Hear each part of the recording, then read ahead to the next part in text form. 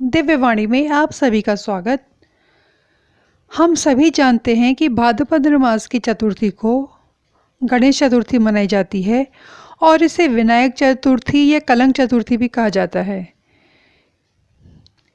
एक मान्यता के अनुसार इस दिन यदि गलती से भी चंद्र दर्शन हो जाते हैं तो उस व्यक्ति पर झूठा आरोप लगता है। श्रीमद् भागवत में भी कथा आती है, जब भगवान श्री कृष्ण ने गणेश चतुर्थी को चंद्र दर्शन कर लिया था, श्यामंतक मणि की चोरी का झूठा आरोप लगा।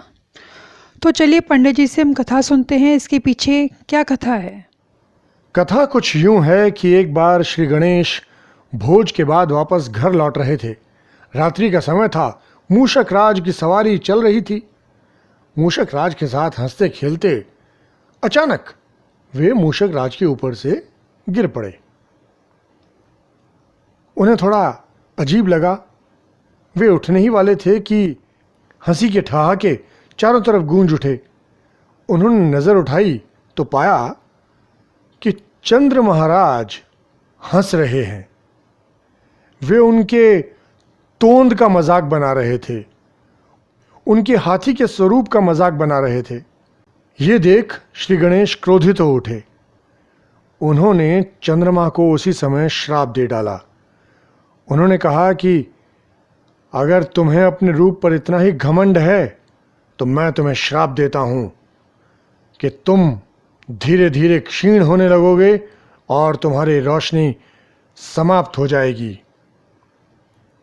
अब चंद्र महाराज डर गए और जैसा श्री गणेश ने कहा था वैसा होने भी लगा। वे धीरे धीरे क्षीण होने लगे। उन्होंने भगवान शिव की शरण ली।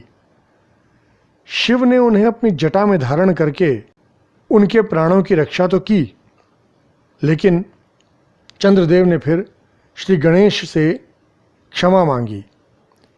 सारे देवताओं ने भी उनसे क्षमा याचना की। श्री गणेश ने कहा कि अब उनका श्राप तो वापस नहीं हो सकता। हाँ, लेकिन हर माह चंद्रदेव एक बार घटेंगे और फिर बढ़ेंगे।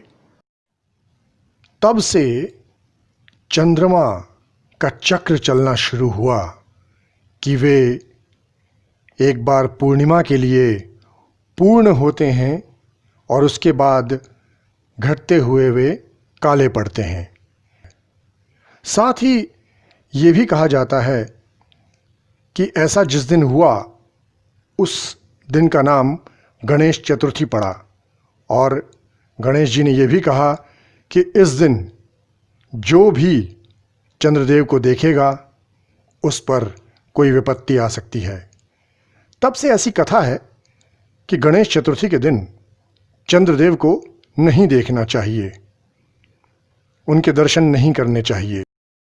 श्री गणेश अगर क्रोधित होते हैं तो प्रेम भाव भी दिखाते हैं।